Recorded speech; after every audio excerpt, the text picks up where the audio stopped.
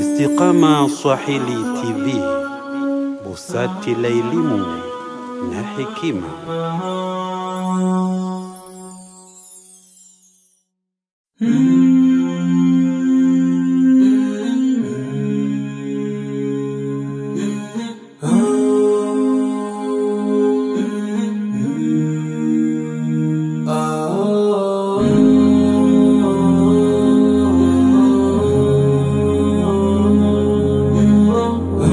Yangu mtazamaji wa Istiqama Swahili TV, unaendelea kutufuatilia kupitia makala hii muhimu kabisa, nayo ni nafasi ya Jumuiya Istiqama katika maendeleo ya elimu, tukiangalia matunda au output ambayo imetokana na jitihada muhimu kabisa usiku na mchana ya viongozi wa Jumuiya Istiqama kuhakikisha ya kuwa elimu inakuwa ni kipaumbele. Naam, leo tupo na mgeni wetu hapa ambaye naye ni katika matunda ya Jumuiya Istiqama. Hakikatan, ewe mpendwa mtazamaji wa Istiqama Swahili TV, mkulima anapolima shamba anafanya jitihada mbalimbali, ikiwemo kulima, kupalilia, hali kadhalika kuweka mbolea na kuhakikisha ya kuwa mazao yanayotoka ni mazao bora. Na huu ni mfano wa jitihada ambazo zimepigwa na viongozi wa Istiqama hapa Zanzibar. Naam, mgeni wetu, karibu sana. Asalamu alaykum wa rahmatullahi wa barakatuh. Wa alaykum salam wa rahmatullahi wa barakatuh. Mpendwa mtazamaji anataka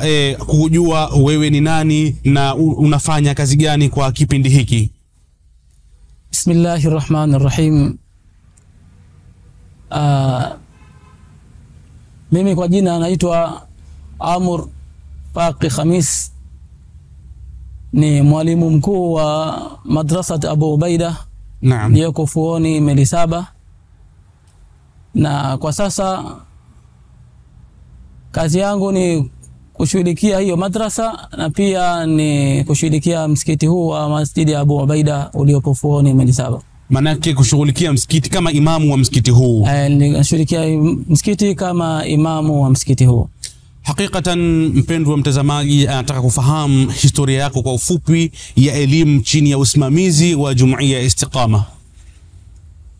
Historia yangu ya kielimu katika Jumuiya Istiqama ilianzia kunako mwaka 2006 katika madrasa ya Istiqama iliyopo Konde Pemba. Konde Pemba. Nisoma katika madrasa hii kwa muda wa miaka 6. Ndio. Kuanzia mwaka 2006 hadi mwaka 2011. Ndio. Katika marhala ya ibtidai, na tulikuwa tunahifadhi Qur'ani pale. Ni mfano wa boarding, lakini short ambayo tunaondoka baadhi ya muda tunaondoka hivi alafu tunarudia. Ndio. Na baada ya hapo tukajiunga na Mahadi al-Istiqama, tukasoma katika mahadi hii kwa muda wa miaka 4, ambao ni Unguja hapa, ambapo mahadi hii ipo hapa Zanzibar, ipo Tunguu. Tumesoma kuanzia mwaka 2012 hadi mwaka 2016. Ndio. Baada ya hapo tukaenda kumalizia masomo yetu ya ngazi ya juu kidogo katika nchi ya Oman kwa mwaka 2017 hadi mwaka 2021. Baada ya hapo tukakabidhiwa rasmi majukumu ya kusimamia madrasa ya Abu Ubaida. Naam. Pamoja na msikiti huu wa Masjid Abu Ubaida ulioko Fuoni Melisaba. Naam, katika kusoma kwenu unauzungumzia vipi usimamizi wa Jumuiya Istiqama? Katika kusoma kwetu kweli tunashukuru sana, alhamdulillah rabbil alamin. Usimamizi wa jumuiya ulituonyesha mapenzi makubwa na riaya kubwa, jambo ambalo hatukuwa tukilitarajia wala halikuwa katika ndoto zetu kabla ya hapo, kupata sehemu watu ambao watakujali kwa kila hali. Kwa kila hali na bila kulipa chochote. Bila kulipa chochote, maana yake ndio kila hali. Kila hali, sahihi. Kwa maana wanakusomesha, na tulipokuwa tunasoma sisi, naam, tulikuwa tunapewa chochote katika mahitaji yetu, katika pesa kidogo za mahitaji. Na matumizi bado mko kipewa zamani pesa. Matumizi madogo madogo ya pesa pamoja na chakula kilichokuwa kizuri. Mashaallah. Na walimu waliokuwa na uwezo mzuri wa kutusomesha na tukakaa kwa muda ule, na hata masuala ya malazi na mavazi na kila kitu kilikuwa manake ni bora, patikana katika hali ya ubora kabisa. Kwa kweli katika upande huu tunaishukuru sana Jumuiya ya Istiqama, imetoa msaada mkubwa kwetu, na kwa ajili hiyo tumeamua sisi kwa kujitolea kwa nafsi zetu tuje kulipa fadhila katika jumuiya hii ambayo ilituchukulia muda mwingi, katusaidia katika muda mwingi ambapo tulikuwa tunahitaji msaada wao. Kwa hakikatan mpendwa mtazamaji wa Istiqama Swahili TV popote pale ulipo duniani, hii ni makala maalum ikiangazia nafasi ya Jumuiya ya Istiqama katika maendeleo ya elimu, na moja kwa moja tumeanza kwa kuangalia matunda ambayo yametokana na jitihada ambazo zimepigwa usiku na mchana. Viongozi wanaumiza kichwa nini wafanye ili wapate kuliendeleza gurudumu hili vizuri kabisa. Naam, umeniambia wewe ni mwalimu mkuu pamoja na imamu. Nafasi hizi unazitumia vipi katika kunufaisha umma? Nafasi kama nafasi ya uimamu. Naam. Mimi si imamu mkuu katika msikiti huu. Katika msikiti huu. Imamu mkuu ni Ustadh Hafidh. Ndio. Ama mimi ni imamu msaidizi katika msikiti huu. Na umma labda unafaidika kwangu mimi. Ndio. Kwa kupata nasaha, sababu kila siku asubuhi naam tunakuwa tunawekea nasaha fupi baada ya salatul fajr. Naam, tunawekea nasaha fupi sasa kuhusiana na maisha yetu ya kila siku ya kijamii, na tunawekea darasa kwenye kila wiki mara mbili. Pia kuna darasa kila wiki mara mbili katika siku za Jumanne, siku Jumatatu na Jumanne wanakuwa kuna darasa katika msikiti huu ambao tunaziendesha sisi maimamu hapa. Na vile vile tuna harakati fupi ambazo tunakuwa tunazifanya kwenye jamii yetu, kuwazungukia baadhi ya watu ambao labda hawapatikani msikitini, kwenda kukaa nao kitako tukazungumza nao mawili matatu. Na kuna wengine ambao alhamdulillah taufiki ya Allah inapatikana wanadumu katika sala. Naam. Kuna wengine kama tunavyojua atakuwa na maneno ambayo si mazuri au ya kuvunja moyo. Ndiyo. Lakini tunaenda kama ni kazi yetu kuwafikia, angawa si kila siku, lakini tunafanya baadhi ya muda tukafanya kitu kama hicho. Kwa hiyo kijamii zaidi kwa ajili ya msikiti ni mambo kama hayo yanayofanyika. Ama katika madrasa, naam, nashukuru alhamdulillah kwa huduma tunayotoa kwenye madrasa ni kusimamia. Na una wanafunzi wangapi? Ni samahani kwa hilo, una wanafunzi wangapi mpaka sasa hivi ambao unawasimamia kama mwalimu mkuu, na walimu wangapi ambao unawasimamia wewe kama mwalimu mkuu? Wanafunzi ndio nao katika madrasa yangu kwa sasa ni wanafunzi 500. 500. Mashaallah. Naam, ndugu yangu mtazamaji, takbir. Hakikatan haya ni mazao yaliokuwa mazuri kabisa na matunda ambayo yenye manufaa. Wanafunzi 500 na walimu nikiwa na walimu 19 pamoja na mimi mwenyewe. Mashaallah, mashaallah, mashaallah. Allah mtukufu akubariki na kujalie usichoke katika kusimamia majukumu haya ambayo upo nayo. Ndugu yangu mtazamaji, hapo huenda akawa haijui Jumuiya Istiqama hasa katika uwanda huu wa elimu. Akikuuliza vipi Istiqama katika elimu, uongozi wake uko vipi, unaizungumzia vipi upande wako, kwa sababu miaka mingi upo? Alhamdulillah, Jumuiya ya Istiqama kwa upande wa kielimu ni jumuiya ambayo imepiga hatua kubwa na inaonyesha jitihada kubwa, na inaonekana jitoa mambo haya kwa moyo safi kabisa. Na labda kwa ninachokiona mimi ni kwamba jumuiya imefanya jitihada kubwa, kwanza kwenye kuandaa mitaala ya kusomea. Na vile jumuiya yenyewe inaandaa mitaala ya kusomea. Mashaallah. Jumuiya yenyewe kuna mitaala inaandaliwa ndani ya jumuiya na ile ambayo inatoka nje ya jumuiya. Lakini jumuiya ina mitaala mingi, hasa sasa ndio wanaonekana kwamba wanataka mitaala yote wafanye wenyewe ili iendane na jamii, mazingira, yani hiyo ni relevant education. Sawa sawa, elimu ambayo inahusiana na mazingira ambayo tuko nao na hali ya sasa hivi. Sawa sawa, tunashiriki kwenye jambo hili na tunaliona linakwenda katika mfumo huo. Ndio. Ili kuendana na hali hiyo kiuzuri zaidi. Ama kwa upande wa Mahad, ndio jumuiya vile vile imepiga hatua. Kwanza imeweka walimu ambao wana ufanisi mzuri, wanaweza kufundisha na kufikisha kile ambacho anataka kifikishe katika ufasaha ambao ni mzuri sana. na sisi tumechukua kwao, na tunashukuru hadi leo Alhamdulillah kwamba jumuiya kwenye jambo hili imeonyesha mfano mzuri wa kuigwa. Kwa kumalizia kabisa, una nasaha gani kwa wale ambao vijana wanao fursa ya kusoma, kama uwepo wa jumuiya ni fursa kubwa? Una nasaha gani kuwaita kuja katika jumuiya, kujiunga katika madarasa mbalimbali ambazo zipo zinasimamiwa chini na jumuiya Istiqama? Nasaha zangu kwa vijana ambao wako nje, ambao wanahitaji kuingia kujifunza elimu ya dini, Naam, basi wafanye haraka, kwa sababu milango iko wazi. Milango iko wazi. Ndio. Na mtu akiishi nje ya elimu, yani kwenye ujinga, ni kuishi katika adhabu kubwa. Ndio. Kwa sababu maulama wamesema laula ulama lakana an-nasu kalbahaim. Lau kama si wana wachuoni, watu wangeishi kama wanyama. Kama wanyama. Kwa sababu aliyekuwa hana elimu, hakuna kanuni zote. Aliyekuwa hana elimu, watu wakiishi bila elimu wanakuwa hawana nidhamu, wala hawana kanuni wanayoifuata, wala hawajui sheria wa kuifuata. Kwa hiyo wanakosa kufuata adabu maalumu ambayo itawafikisha katika hadhara iliyokuwa nzuri.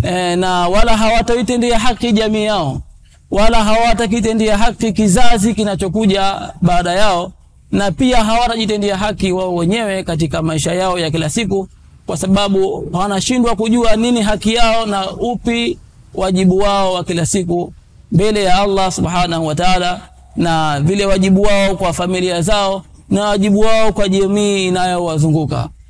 Kwa hakikatan, ndugu yangu mtazamaji wa Istiqama Swahili TV, popote pale ulipo duniani, tunaangazia matunda ambayo yamepatikana kutokana na jitihada za usiku na mchana katika kuboresha elimu. Hakikatan hii ni fursa iliyokuwa kubwa, nasi Istiqama Swahili TV tumepata fursa ya kutembelea katika fildi zao, sehemu ambazo wanazofanya kazi, tuone yale ambayo wanayoyafanya kwa manufaa ya umma. Endelea kufuatilia makala hii muhimu kabisa, ili uone na hii iwe ni mfano mzuri kabisa kwa wengine kwa ajili ya kuboresha elimu. Shukran sana Sheikh Allah.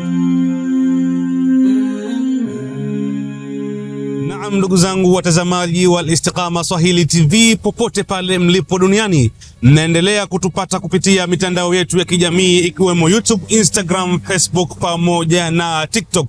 Tunaendelea kuangazia makala yetu muhimu kabisa, nayo ni nafasi ya jumuiya Istiqama katika maendeleo ya elimu hapa Zanzibar. Kwa hakikatan jitihada kubwa zimefanywa, na leo Istiqama TV Swahili tukiangazia makala hii muhimu, tumefunga safari kwenda kuwatembelea ndugu zetu vijana wenzetu ambao ni mazao ya Istiqama au ni matunda Istiqama au ni output ya Istiqama katika maendeleo ya elimu. Na hapa tupo Fuoni Meli 7 tukiwa na ndugu yetu hapa al-akhi ambaye atajitambulisha na kukusalimieni. Naam, assalamu alaykum wa rahmatullahi wa barakatuh. Wa alaykum assalam wa rahmatullahi. Karibu, hii ni Istiqama Swahili TV. Naam, ndugu mtazamaji anataka umsalimie na ujitambulishe wewe ni nani. Ahsan, tabarakallahu fikum. Amin jami'an. Naitwa Hafidh bin Ali bin Sima, ni kijana kutoka Fuoni Meli 7 na ni mwalimu wa madrasa Abi Ubaida. Naam, inapatikana hapa Fuoni Meli 7. Asante. Naam, ndugu mtazamaji anataka kujua, umesoma chini ya usimamizi wa Istiqama, historia yako kwa ufupi, ulianza lini ukamaliza lini? Naam, kwa ufupi nimesoma katika Jumuiya Istiqama Khairia Islamia Al-Alamia. Naam. Kuanzia mwaka 2016 nikasoma pale kwa muda takriban wa miezi 5 mpaka 6. Ndio. Baada ya hapo tukapata fursa kuendelea na masomo nchini Oman kwa muda wa miaka 7. Miaka 7. Na tukasoma lillahi alhamdu na kumaliza mwaka 2023. 2023. Naam. Kabla ya kujiunga na masomo chini ya usimamizi wa Jumuiya Istiqama, naam, ulikuwa vipi na sasa hivi unajiona vipi? Kwa kweli lillahi alhamdu, namshukuru Allah subhanahu wa ta'ala. Tulikuwa ni watu ambao tumeipa kipaumbele kidogo dunia, kiasi cha kwamba tuliona kwenye dunia ndio kwenye mafanikio hasa. Mafanikio ndio. Lakini baadaye tukaona la, kumbe kumfahamu Allah subhanahu wa ta'ala na mtu kujifahamu yeye mwenyewe ndio ni jambo moja zuri, na haya yote hatopatikana isipokuwa mwanadamu kujifunza dini. Kujifunza dini. Na hayo tumejifunza kupitia jumuiya yetu pendwa, walillahi alhamdu, tunawashukuru kwa juhudi zao hizo. Asante. Baada ya kumaliza masomo katoka Oman ukarudi hapa. Naam. Jumuiya Istiqama ilichukua nafasi gani katika kuhakikisha wewe unapata ajira na kufundisha? Naam. Jumuiya Istiqama lillahi alhamd haikuniacha mkono tangu nipo masomoni dakika za mwisho tayari walikuwa kinihitaji na mimi nimeazimia kurudi nyumbani.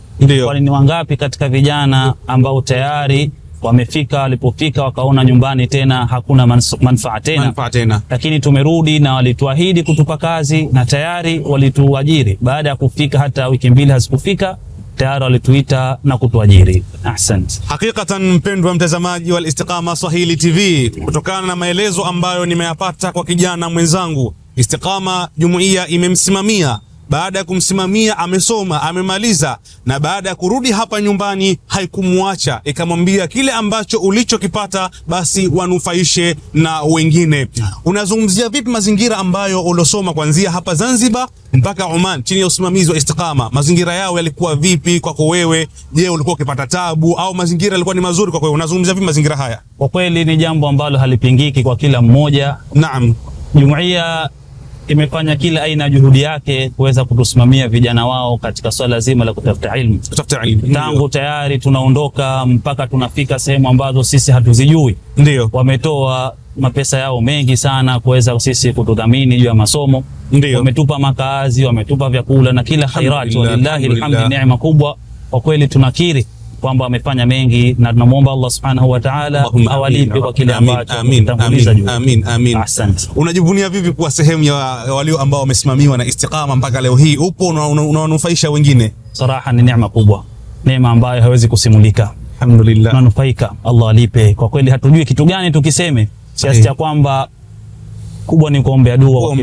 Hakikatan Allah furahishi kama ambavyo amewafurahisha nyie. Ya Rabbi, amin ya Rabbi. Hakikatan na jamii ambayo unayokuzunguka, labda marafiki, familia kwa ujumla, majirani, siku ile ambayo umetoka Omani tu umefika hapa Zanzibar, fulani katoka kusoma chini ya usimamizi wa Istiqama, ilikuwa vipi kwa wao? Kwa kweli tulionekana kama ni watu wa aina nyingine kabisa kutokana na elimu ambayo tulipata kule. Naam. Ndio. Kiasi cha kwamba tumekuwa ni marji katika jamii zetu katika baadhi ya masail. Tumekuwa tukiwanufaisha kwa namna ile ambavyo Allah Subhanahu wa Ta'ala ametujalia. Tunajifakhiri kwa hilo, tumebadilika. Tunamshukuru Allah Subhanahu wa Ta'ala na muomba tuthibitishe katika hili. Allahumma amin. Kutokana na elimu ambayo umeipata katika usimamizi wa jumuiya Istiqama, ni matatizo gani ambayo mpaka sasa hivi umeyasolve, yani umeyatatua kutokana na elimu ambayo umeipata ima hapa Zanzibar au Oman?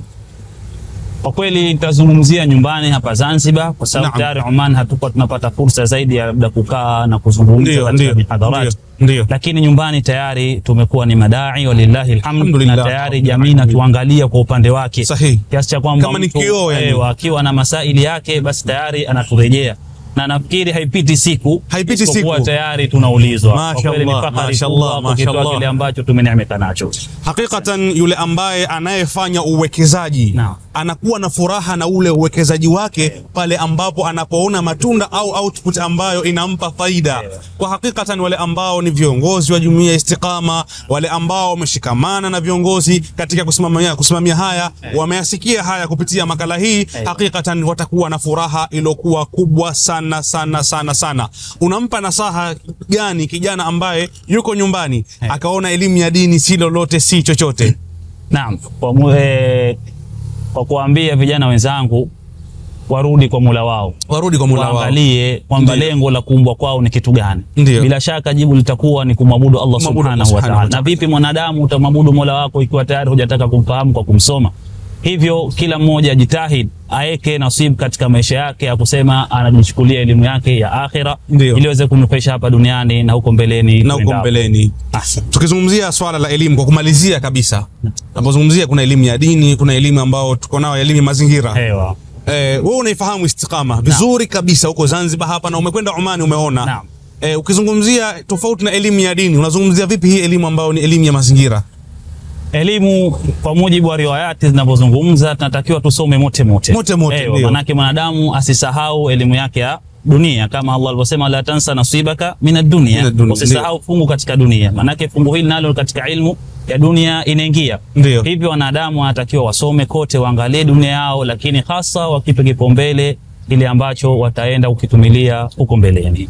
Kwa hakika tumefurahi sana uwepo wako. Karibu sana Istiqama Swahili TV. Na ewe ndugu yangu mtazamaji kupitia mitandao yetu ya kijamii, hakikatan usichoke kutufuatilia, na hii ni makala ambayo inaendelea. Tunaendelea kunufaika kwa kuangalia ni jitihada gani ambazo ndugu zetu wazee wetu ambazo wamezipiga katika maendeleo ya elimu, na huu uwe ni mfano mkubwa kabisa. Na kama nilivyosema katika sehemu zilizopita kuwa hii ni bahari kubwa, mimi ndo kwanza nimeingia ufukweni mwa bahari. Hakikatan jitihada umezifanya ni kubwa sana sana sana katika maendeleo ya elimu. Na leo tumeangazia matunda Istiqama. Hatujaangazia bado infrastructure ambazo zimekuwa improved, sehemu za kusomea. Hii ni sehemu ndogo tu ambayo tumeangalia. Basi usichoke kuifuatilia makala hii, hakikatan utanufaika na kujifunza vipi ndugu zetu, vipi wazee wetu, vipi viongozi wetu wamepiga hatua katika maendeleo ya elimu. Istiqama Swahili TV, busati la elimu na hekima.